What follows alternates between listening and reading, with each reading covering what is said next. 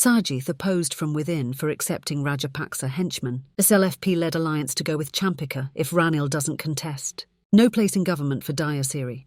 Biggest political revolution of the times by a SJB big shot.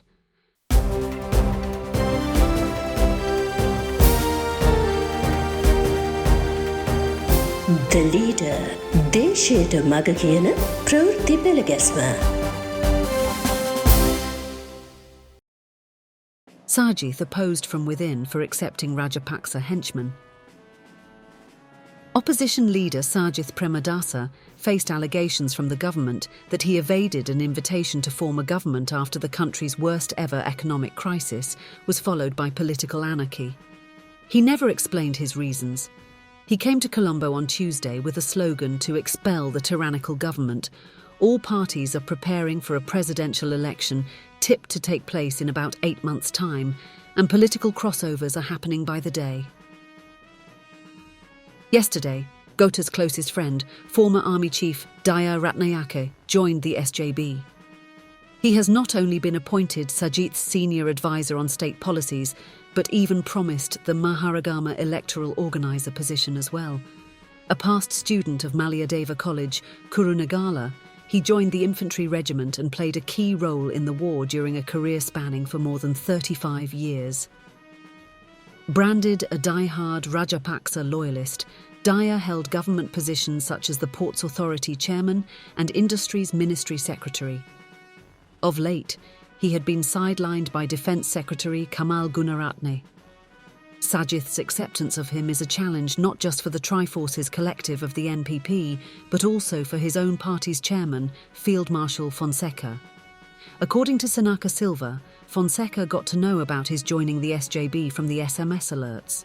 Both Sajith and Madhuma Bandara had kept it a secret. After Daya himself pointed it out, Sajith formed the Samagi Ranaviru Balawagaya to oppose the similar grouping by the NPP. Fonseca was not invited for its 2 events in Kalutara and Kagala in recent weeks. He is the most senior member of the SJB after Sajith, and even gave leadership to end the war. The matter that he gets ignored by the SJB is something of concern. The Samagi Ranaviru Balawagaya was formed under Madhuma Bandara. Its top activists, some having old scores to settle with him in the army, have spoken against Fonseca being invited. Fonseca's anger for being thus sidelined has increased with Daya's arrival in the SJB. He phoned Madhuma Bandara and told him, "Aren't you ashamed to accept a henchman of Gota like Daya Ratnayake? He called me a Rana Viaruek. He accused me falsely and sent me to jail. I will hold a press conference and reveal everything." But those in Sajith's office say something different. Foni was like a tamed kitten yesterday, with a promise that he will not say anything against the opposition leader again, they say. Anyway, it looks like Sajith is showing Fonseca the door. For some time now, Fonseca has been holding meetings separately and does not attend those organised by Sajith. In short, he does not recognise Sajith's leadership. Some suspect that his popularity among the people has become a worry for Sajith. Sajith's decision to accept all and sundry appears to profit President Ranil Wickremesinghe. The more he accepts Rajapaksa loyalists, the more SJB seniors get disgruntled. SLFP-led alliance to go with Champika if Ranil doesn't contest. The tug-of-war for the General Secretary position of the UPFA is said to be the reason for a delay in the new alliance to be led by the SLFP. That dispute between Mahinda Amarawera and Thilanga Sumatipala has even gone to courts. Party chairman Maithripala Sirisena has now asked both to tender their resignations. He intends to use the UPFA's name and betel leaf symbol for the proposed alliance. Maithri replaced Amarawera with Sumatipala as the General Secretary after the former went against the party line and joined the government with a cabinet position.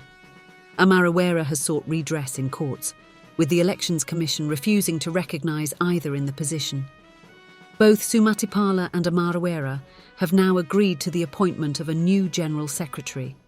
Amarawera has even agreed to hand over his resignation, but Sumatipala maintains he will resign only after the court ruling comes, or if Amarawera withdraws the petition. That means Maithri's alliance is not going to happen anytime soon.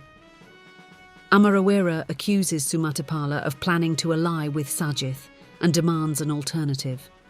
Now, amending the constitution of the People's Alliance with the chair symbol and forming the new alliance under its name is being considered. The matter also came up at the PA's working committee meeting on Monday, chaired by Maithri. Participants decided to form an extensive alliance under the chair symbol. Following an amendment to its constitution to allow for new alliance members, office bearers to the PA will be elected as well. Instead of a leader, it will have a leadership council. The SLFP and other affiliates will have equal powers in the executive committee, from the present 51% to 49% in favour of the SLFP. Nimal Siripala, Amarawira, Lasantha Alagiawana, as well as EPDP and Mahajana party leaders were in attendance. It was followed by the PA's National Council meeting around 6:30 p.m, where 3 amendments to the party constitution were approved. Just yesterday, Amarawira commented about that when he spoke to journalists at the Presidential Media Centre. He said the SLFP Working Committee discussed forming a new alliance under ex-President Chandrika in place of the UPFA and with chair as its symbol. One thing is clear, Maithri, Amarawira, Lanza are all trying to form a new alliance together with old and new parties. Chandrika has asked that Champika be included.